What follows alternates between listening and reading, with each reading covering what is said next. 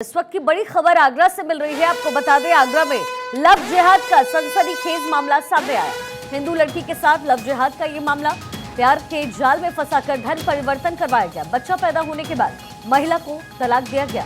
पीड़ित महिला ने लव जिहाद का गंभीर आरोप शख्स पर लगाया है।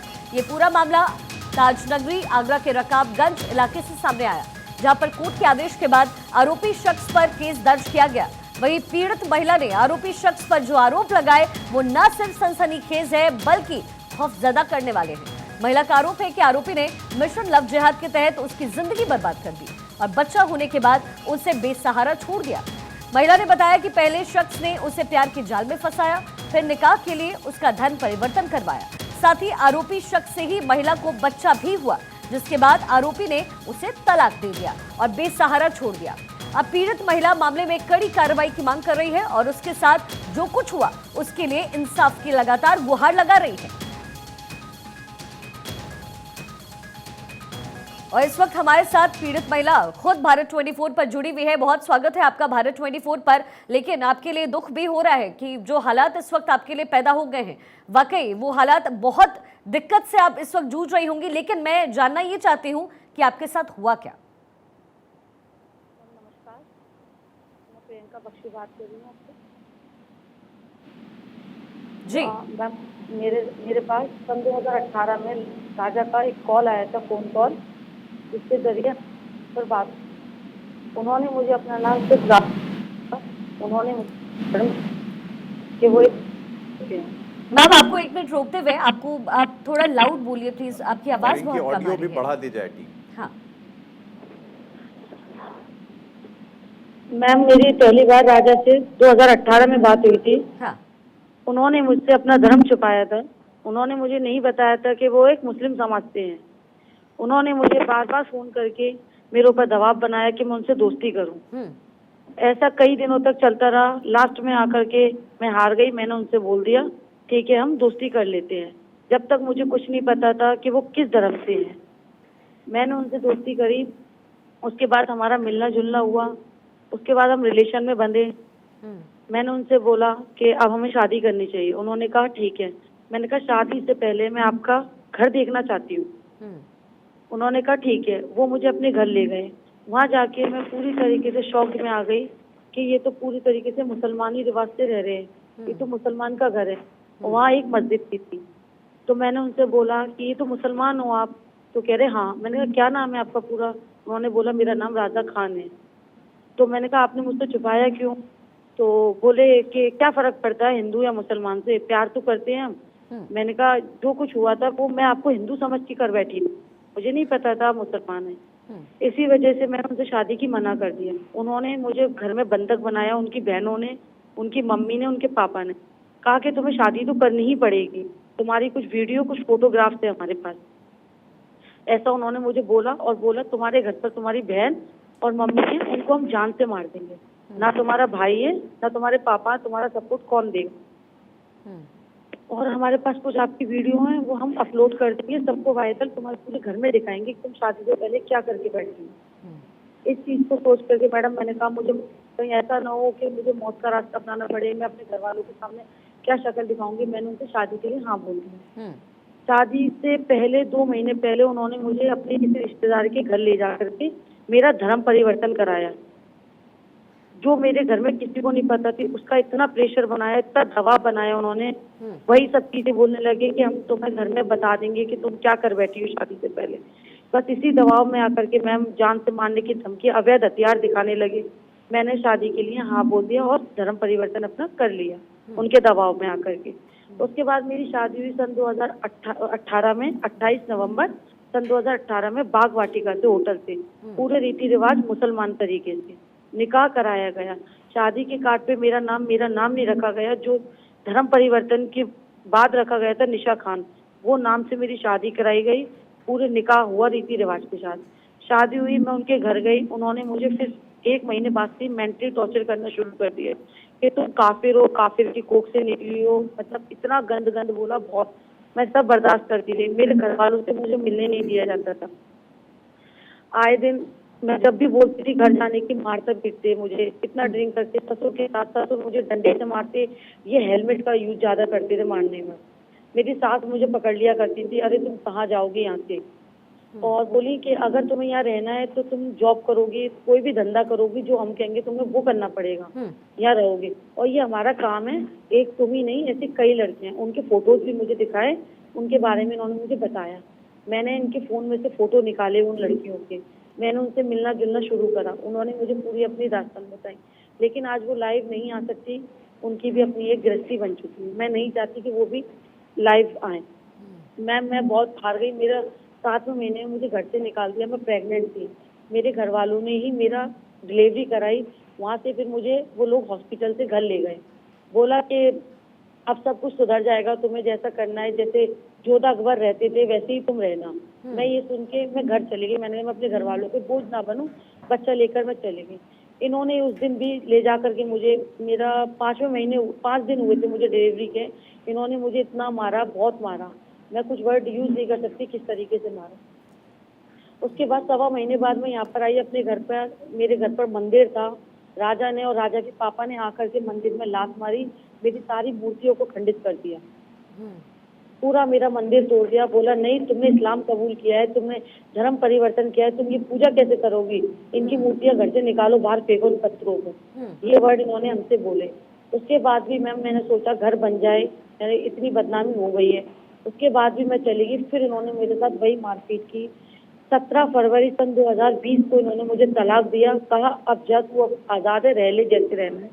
उसके बाद से मैम मैं अपने घर हूँ। घर के बाद मैंने पुलिस में कई बार गई, एसएसपी सर के यहाँ गई, महिला थाने गई, सर्विस लाइन गई, मैम मुझे कुछ भी न्याय नहीं मिला।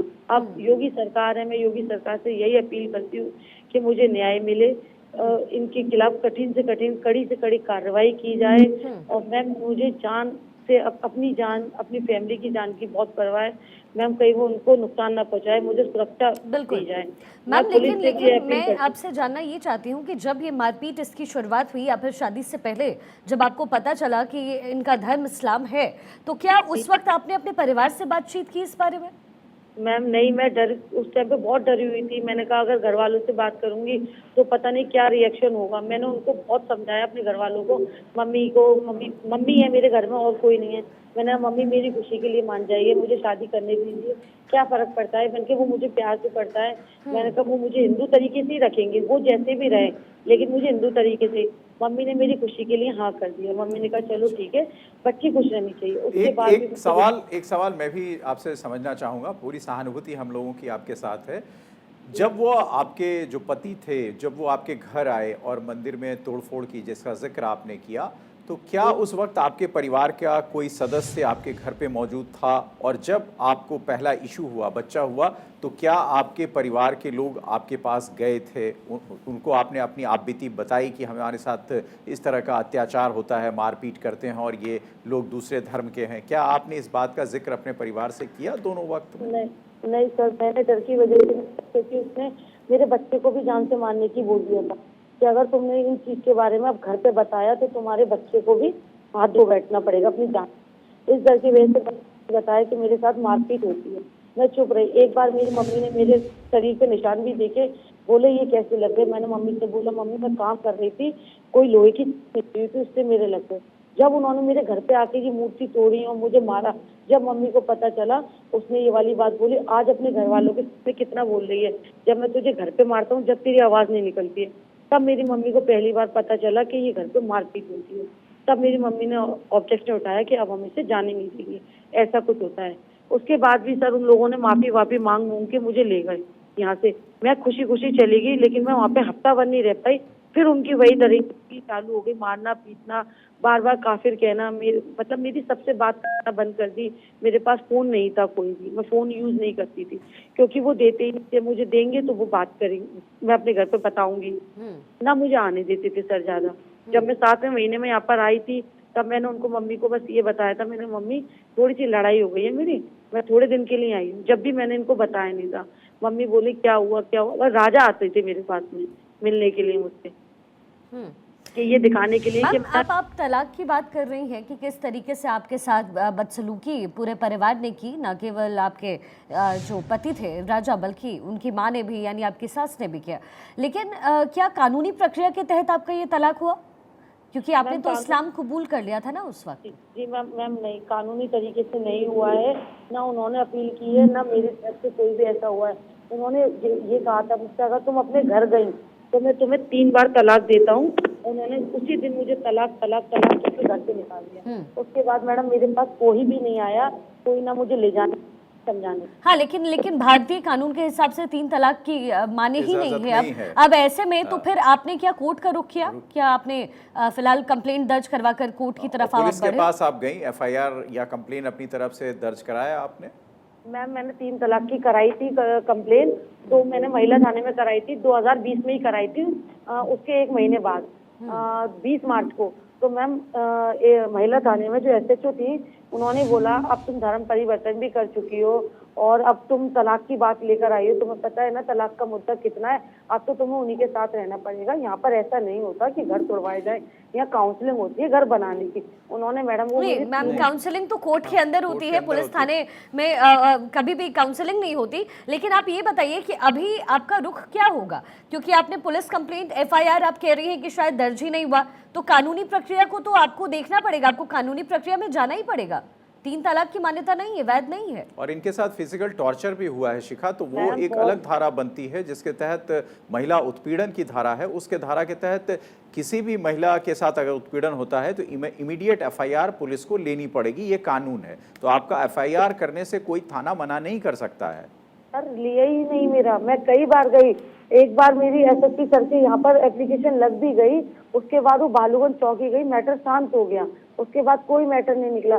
मैं कई बार गई, बीच में लॉकडाउन पड़ गया, फिर मेरा बच्चा भी छोटा था, तो फिर लास्ट में मैंने अब हार के एक कोर्ट से अपील करी है, अपनी डायरेक्ट कोर्ट में एप्लीकेशन डाली है।